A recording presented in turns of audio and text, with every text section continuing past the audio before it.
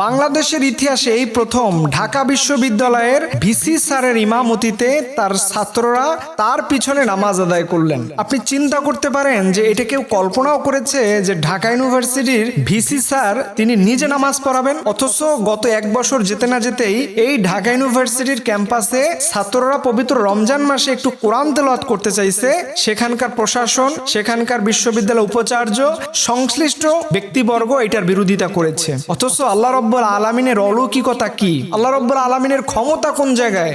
এর জন্য কোরআন আমাদেরকে বলে অমাকারু অমাকর আল্লাহ আল্লাহু খয়রুল মাকিরিন। তারাও ষড়যন্ত্র করে আর আল্লাহ কৌশল অবলম্বন করেন। তারা ষড়যন্ত্র অবলম্বন করে আর আল্লাহ কৌশল অবলম্বন করে, কিন্তু আল্লাহর কৌশলের সামনে তাদের ষড়যন্ত্র মোটেই কোনো টিকে থাকতে পারে না। না হলে সেই বিশ্ববিদ্যালয়ে ভিসি স্যার নিজে এটার ইমামতি করবেন, এটা তো আমাদের কাছে মনে হয় যে স্বপ্নের মতো। কিন্তু আল্লাহ রব্বুল আলামিন আমাদের সেই স্বপ্নকে বাস্তবতায় দেখিয়েছেন যে আল্লাহ চাইলে সবকিছু পারেন। এখানে কোনো স্বৈরাচারের ক্ষমতা থাকে না, এখানে পৃথিবীর কোনো পরাশক্তির ক্ষমতা থাকে না, এখানে বিশ্ববিদ্যালয়ের প্রশাসনের কোনো ক্ষমতা থাকে না।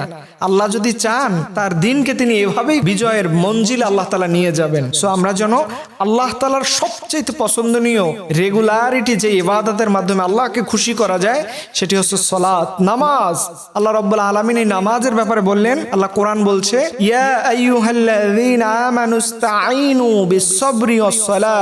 তোমরা নামাজে এসে আল্লাহর কাছে সাহায্য চাও।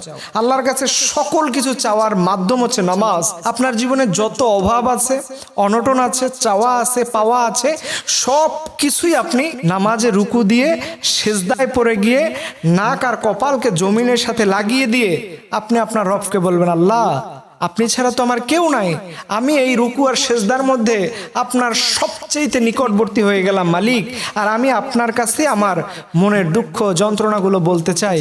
আল্লাহ আপনি আমার এই দোয়া ফরিয়াদকে আল্লাহ কবুল করেন। আল্লাহ আপনি আমার এই দোয়া ফরিয়াদকে আল্লাহ আপনি কবুল করেন। আমার বিশ্বাস যেই দিন ঢাকা বিশ্ববিদ্যালয়ের ছাত্রদেরকে কোরআন তেলাওয়াত করতে দেয়নি, বিশ্ববিদ্যালয়ের প্রশাসন তারা এটা নিষেধাজ্ঞা করেছিল, আল্লাহ তাআলা ওই দিন কোন ছাত্রের মোনাজাত, কোন ছাত্রের দোয়া যেন আল্লাহ তাআলা কবুল করে নিয়েছিলেন। হয়তো সেই ছাত্ররা বলেছিল, রব এখানে এমন একজন ভিসি তুমি পাঠাও যিনি নামাজের ইমামতি করার যোগ্যতা রাখেন। এটা সত্যি, এবং এমন বাংলাদেশি তো আমরা চাই। অনেকে এটার সাথে মৌলবাদের একটা সম্পর্ক গন্ধ তুলে ধরেন।